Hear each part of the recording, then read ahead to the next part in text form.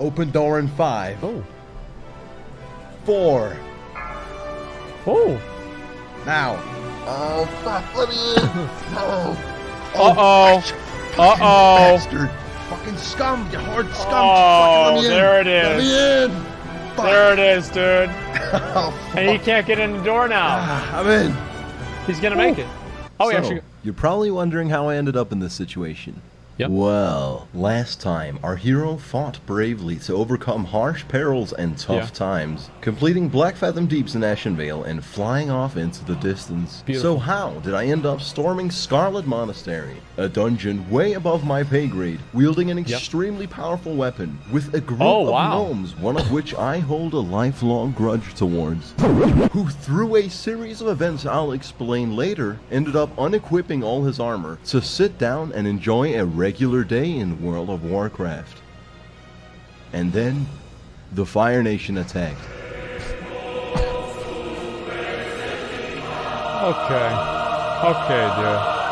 Okay, dude.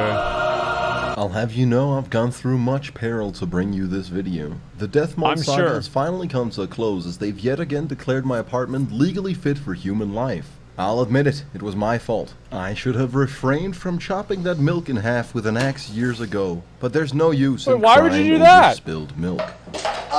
What's important is focus. What the fuck? When and the where. I traveled from Ashenvale Who the to fuck does Duskwood, that? exploring a new land in search of quests. You see, I had to get to level 30 to execute Order 66, or as it's referred to by the WoW community, absolutely ruining our game. But I digress. In my time there, I killed foul ghouls and scary skeletons. I met a man who through a very advanced form of schizophrenia was actually 5 people, 4 of which were buffing his conscious self. I got enriched by the local culture and killed a mage in his own bed. Completely honorless, but also something he'd never expect. Found a mob spawned inside of a wall. Fucking unplayable 15-year-old trash game. Became acquainted with what the locals refer to as the situation, and I made an enemy who I harbor great negative emotions towards. I saw a bunch of people posting in the chat about this one rogue who was just terrorizing this relatively low leveling area. When he finally got to me, I couldn't believe it. He's level 35! Bastard. The same fucking... Like, how low is your self-esteem that you have to go and gank people at level 35? I mean, that's so, like... Honestly, like, you know what it is? The dude can never find an SM group. He can't quest for shit. So he just decides, you know what, man? This is my life now. I'm never going to hit 60 anyway. I'm just going to go out there and gank people. That's what happens. Typical Horde player. Yeah. Can't find an SM group. That's what's going to happen instead. Guy from way back then. Getting ganked by a rogue in WoW is truly falling victim to one of the classic blunders. Fool me once, shame on you. Fool me twice, and I'll advertise the creation of a mob to hunt you down. All Horde players are just people that had awful parenting, and it was time to cleanse Darkwood of this evil. We used a formation that's in American football referred to as the Dirty Gremlin. We split up in 3 directions from where the rogue was last seen, and all act as bait. When the child in need of a proper father figure can't retain his misplaced emotions any longer, he strikes just as I expected. I rejoiced and truly tasted he got his ass sweet beat, victory. man. Sindolf should have known never to start a land war in the Eastern Kingdoms, but only slightly losing the Grey Level Alliance. Never going against the Night Elf when death is on the line. He killed me and logged off. And then I did something despicable. After reaching level 30 through various means which I'm not legally obliged to disclose, I went scouting for a guild, not because I lacked companionship, but rather because I was going to take them for all they had. You see, at level 30 you get access to your warrior quests, which if completed give you access to Berserker Stance and the Whirlwind Axe respectively. Now through traditional means one could possibly begin to take on these tasks at level 30. That is where the guild comes into play. You see, warriors suck so fucking much at leveling that they almost sort of default into being the best scaling class in the game. It's quite unimpressive when you think about it. Here's my math.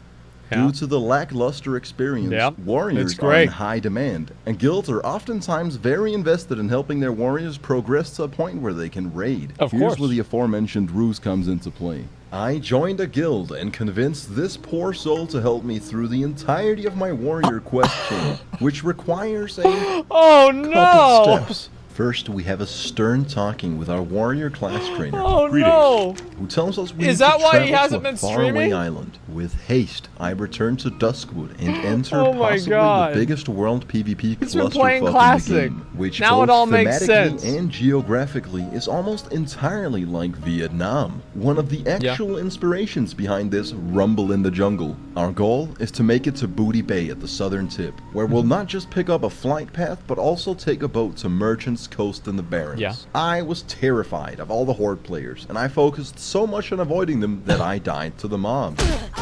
With a few minor incidents along the way, I managed to claw my way through the jungle and get to Booty Bay.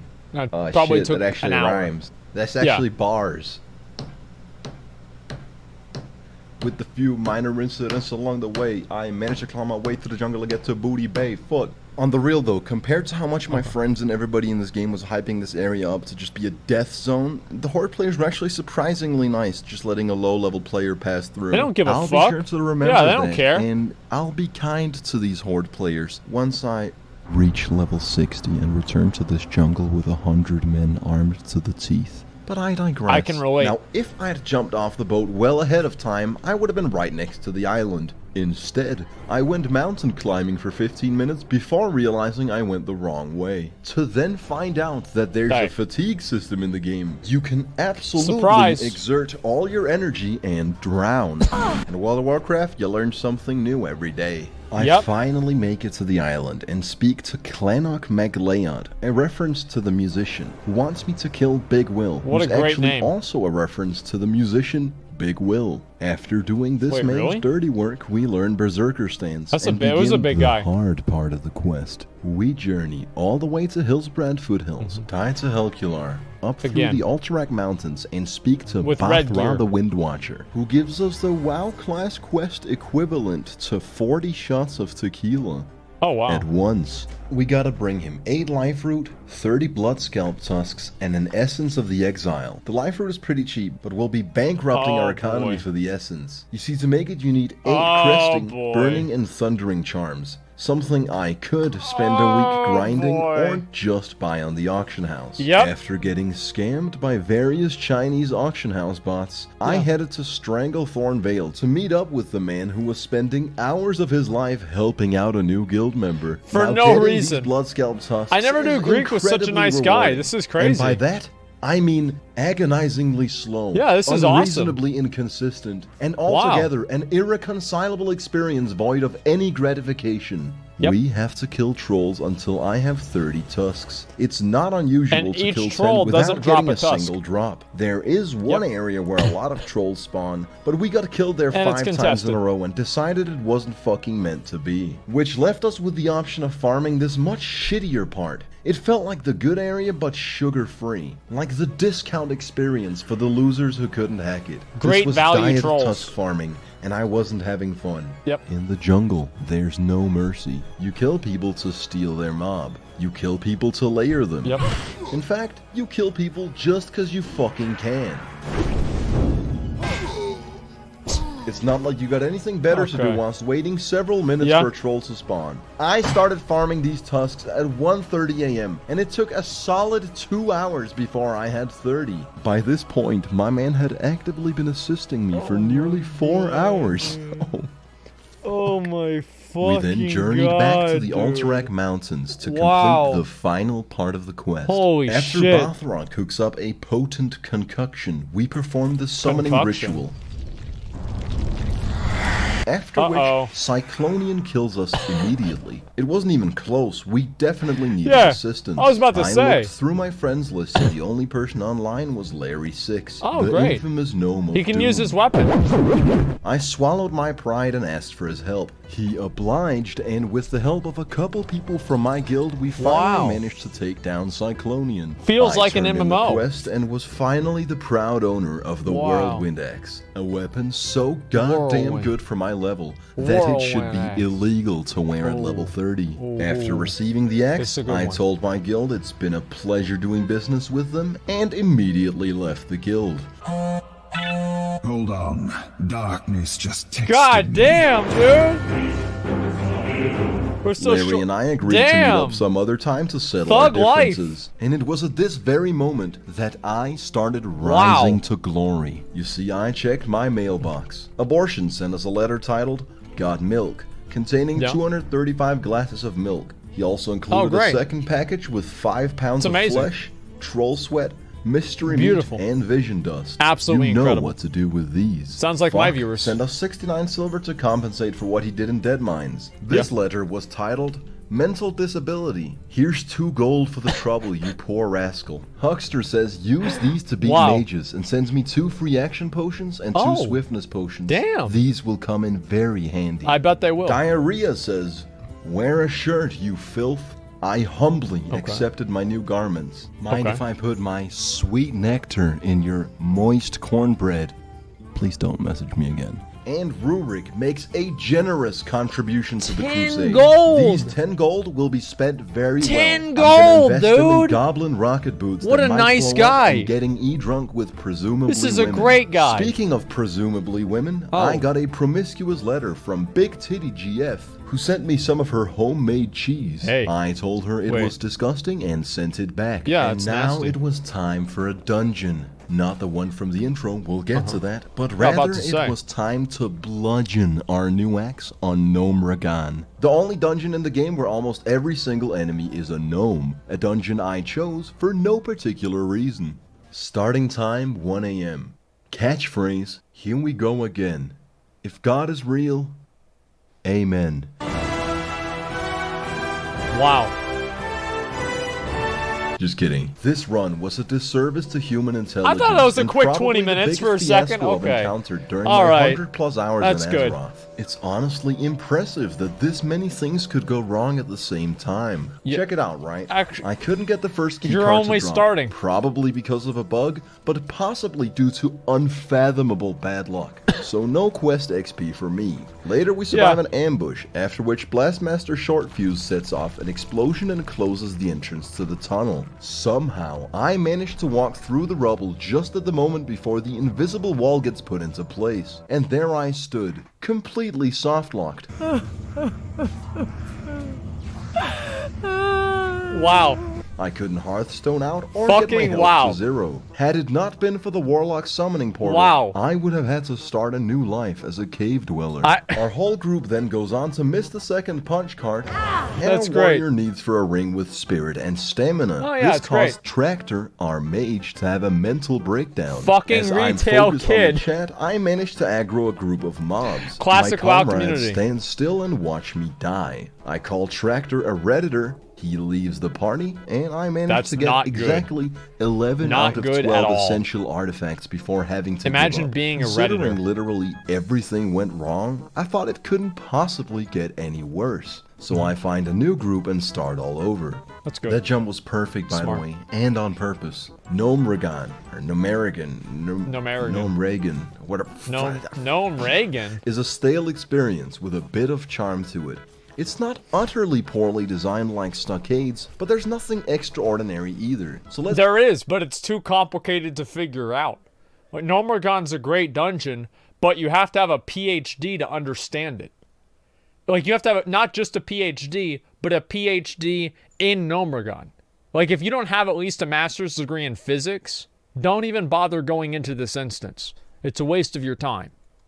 Skip past all the boring shit. 5 AM, we wiped to these arcane nullifiers and got to re-experience Blizzard's patented, gruesome, walk to your corpse gameplay. We make a calculated jump that brings us within an inch of losing our lives. I get disconnected. After reconnecting to the Blizzard multiplayer experience, I use the auto blow too, because might as well while I have the chance. It's not like I'll ever do this godforsaken fucking dungeon again. Then, after a long night of harsh grief and misfortune, it was time for the boss. That's good.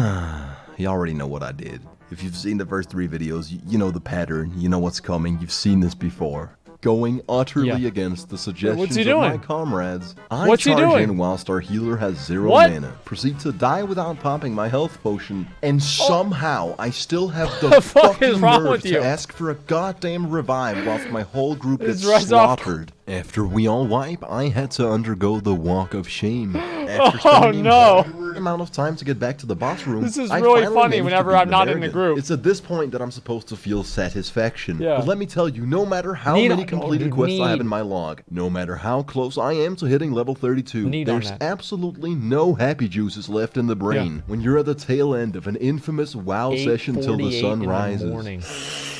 Having had my fill of dungeon grinding, I decided to go on an adventure, seeing as I'm the type of person who would rather spend 3 hours of my life than Google the next appropriate zone for my character. I started at Hillsbrad Foothills, went through Silverpine Forest, and found a giant purple ball in Dalaran. I met this undead priest who danced with me and licked me, after which I'd earned his trust. I led him into a faraway cave and fucking killed him. I swam across Lordamere Lake and met this old couple living in a house. I found out the hard way that they don't take kindly to strangers. No, they don't. When I finally got away from them, an assassin unstealthed and killed me in cold blood. And then I did all that again, in wisp form, after which I entered Horde territory. What could go wrong? Tirisfal Glades apparently wasn't scary enough, I decided to venture into Undercity.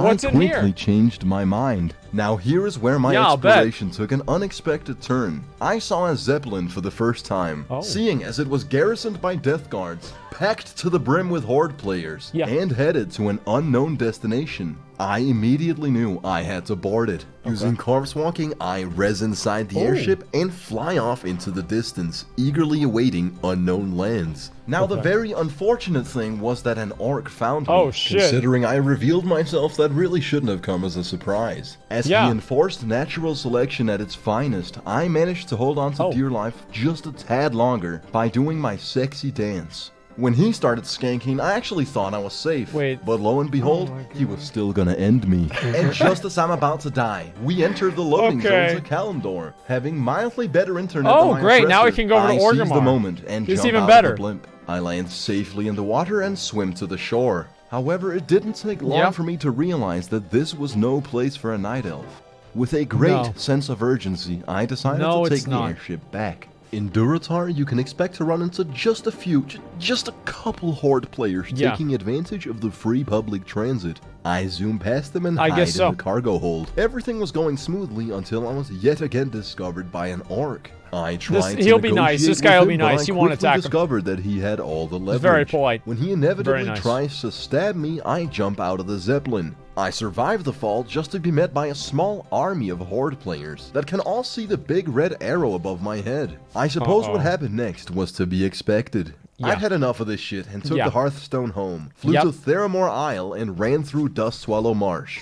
With only a handful of deaths, I trek my way through the Barrens and make it to Thousand Needles. So my gnome friend here is one hit away from dying. Naturally, I do everything in my power to save him from this gruesome sheep, who much to my surprise turned out to be an orc under a spell. Man, look at that. That's just goddamn beautiful. Took me 3 hours. Now in WoW, you can't actually communicate with the Horde. Whatever they write gets distorted into Orcish, but people have figured out how to type shit in Orcish. And when I tried questing only to be slain time and time again by this bastard who kept telling me to go back to retail, I'd had enough of this terrible place. In a last-ditch effort, I went to Gadgetzan to pick up a flight path so this entire journey hadn't been for nothing. And that was the very moment that I received a message from the gnome, asking if I wanted to join in on farming Scarlet Monastery, on the condition that I stopped picking on gnomes. Even knowing my track record with dungeons in WoW, I convinced myself that this was the move, seeing as the boss could yield an axe I wanted more than anything else in this game. Therefore, I went all the way back to Hillsbrad Foothills and met up with Larry. Big boy. And this is actually the funny part. Remember that entire journey I just described to you? Yeah. Now I had to do half of it again. And together with an individual who simply couldn't stop talking about how I should stop being mean to gnomes. So you like to pick on little guys, eh? Oh, With jeez. 10% luck, Oh, 20% jeez. skill, Gnomes, and dude. 15% concentrated It's a lifestyle power for of them. will, we actually make it to our destination in one piece. Now, if almost every dungeon leading up to this was a full-blown clusterfuck, this was a well-oiled machine. A symbiotic magnum opus, showcasing teamwork and synergy I never This is, thought the possible. true classic Having experience. several mages busting through armory is a fucking beautiful sight to behold. is. Prior to this, if I aggroed a few mobs, I was the bastard who fucked up. Yep. Now, anything less than 10 mobs was considered wasting time. It is. I had to throw in the towel and admit, alright, I'm having a good time here, this is fucking gameplay. Larry even drank the Noggenfogger elixir, which made him even smaller. Oh, and right. honestly, I respect a man of that size. These gnomes were clearly the giving size me of the their absolute shoes. hookup, and I could do nothing but reciprocate. Leading us to the part in the intro which I so shamelessly clickbaited you with. Unfortunately, I'm sorry to inform you that nothing extraordinary happened beyond that point. We ran the dungeon a couple times. I got Herod's helmet and shoulders, yet Oh, wow. no axe. Where's The Ravager? day after, I decided to try again with a new Where's- group, what the but hell is without this the guy major doing? cup, Oh, it there was you go. painfully slow. We ran the dungeon for 4 hours before the Ravager finally dropped, at which point, Svan Pult, the man who'd previously Need. informed me that the axe was of no Need. use to him, needs on it, and I lose the 50-50 roll. Dungeons in World of Warcraft, man. I'm starting to see a pattern here. What a dog shit game. What a dog shit As a silver game. lining to end the video on a high note, I rekindled with my bangin' WoW GF Elizabeth. Wow. She'd been grinding the real world, resulting in a solid What level a deficit, loser. landing me the power position in the relationship. That's right. Financially, I was a powerhouse. DPS-wise, I was a primal fucking animal. And that's why they always come crawling back, especially right. if you don't tell them about the letter from Big Titty GF. Anyways, that's the end of our journey for now. Two-time. Getting E-smashed with presumably women. Would our hero ever get the Ravager axe? Would Swak Wictus rise to the occasion? And what gruesome adventures awaits our hero? I suppose you'll find out if I don't quit playing this game. Which I might. Oh my god, dude. Oh my god, dude. I think the best part about this is, like, as a good player, or not a good player, but like an experienced player, right? You, like, see him sitting there with, like, a heroic strike queued up, and it's like, bro, just hit the fucking, just go, and you hit execute, and he doesn't